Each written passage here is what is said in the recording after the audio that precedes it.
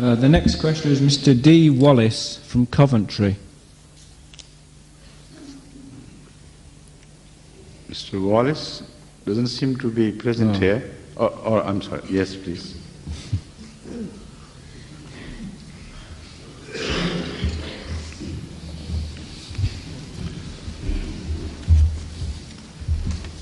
Read it nice and loud. Okay. Your Holiness. Right, my question is as follows. We see in the world a lot of suffering. A great deal of it is caused by man. But if God had not created the world, there wouldn't be any suffering. Now, my question is quite simple. What is the point of creation? Okay. And how can the people who suffer be convinced that God exists? Thank you. Please sit down. The issue of suffering is a time-old dilemma faced by man, particularly by moralists, by the leaders of religion, etc. What is the philosophy of suffering? Why should God, if He is,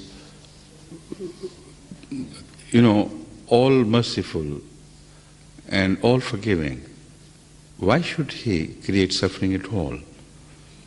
This issue has been debated among the philosophers, among the religious leaders, various religions and their founders, from times immemorial as far as I can reach.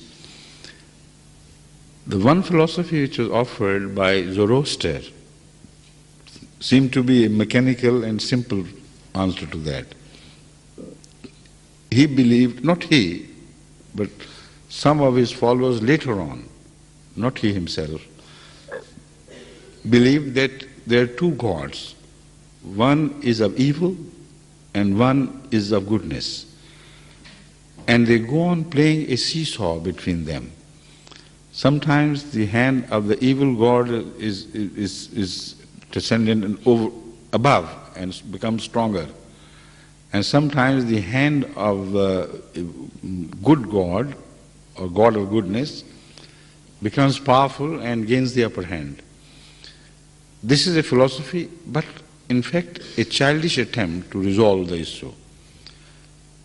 Because that means there is no hope at all. There is no evolution. There is no set direction towards betterment of our affairs. Because if this is just an accidental thing, then it can go on and on forever. But apart from this Zoroastrian philosophy, which is, I believe, wrongly understood by some philosophers of later ages, all other divinely revealed scriptures speak of only one God. And He is the God of goodness. And there is no evil created by Him. So what is suffering then? How is it born? If you understand this philosophy correctly, then automatically the issue of evil will be resolved. Because, sun sends radiation down to earth, and the whole universe around the sun is illuminated by the radiation of the sun. Whichever is closer is more radiant, which is farther away is less radiant, but the sun is the source of light. Who created shadows? Who created darkness? None. It is the lack of light which creates shadows and darkness. Night in itself is not a positive value.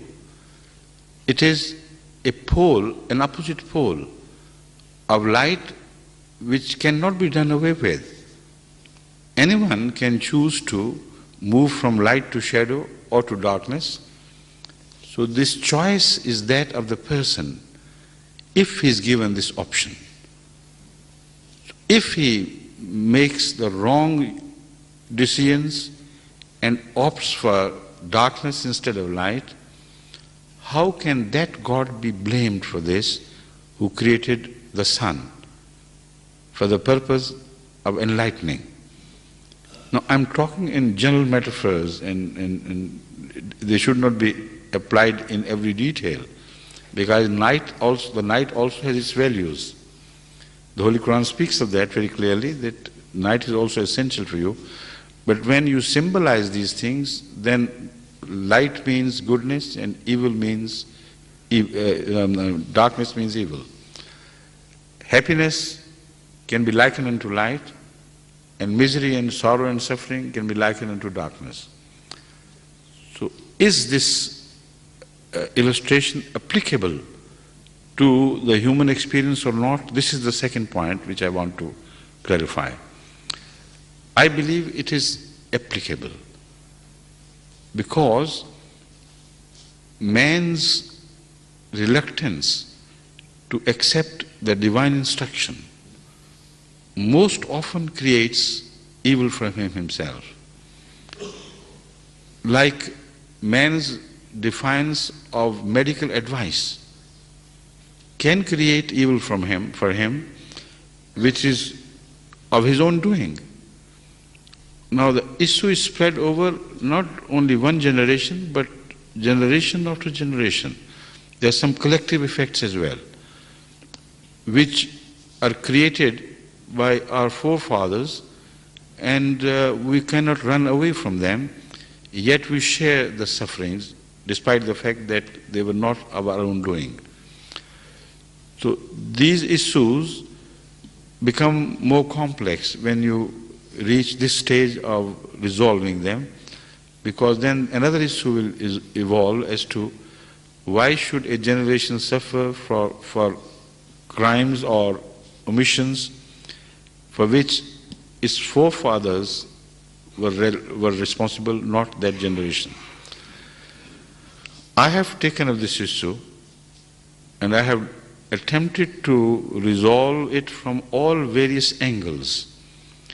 In a recently finished work on the question of revelation, knowledge, wisdom, etc., where I feel you can find many answers to this question which have many-sidedness.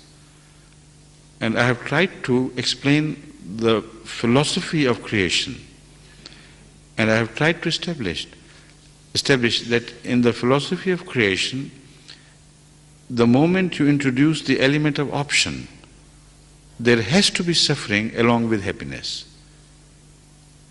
In no way can you do away with suffering.